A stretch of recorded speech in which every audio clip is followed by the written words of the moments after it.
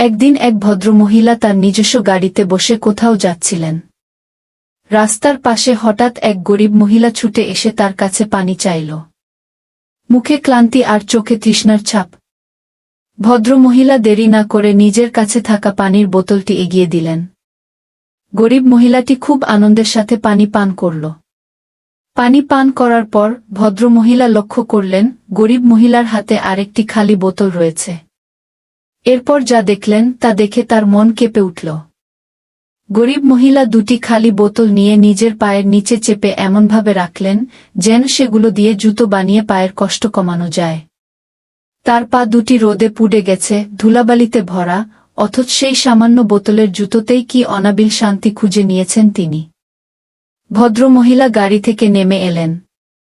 কোনো দ্বিধা ছাড়াই এগিয়ে গেলেন সেই গরিব মহিলার কাছে। কোমল হাতে নিজের পায়ের দামি জুতো জোড়া খুলে গরিব মহিলার পায়ে পরিয়ে দিলেন। শুধু তাই নয়, নিজের ব্যাগ থেকে বেশ কিছু টাকা বের করে তার হাতে তুলে দিলেন।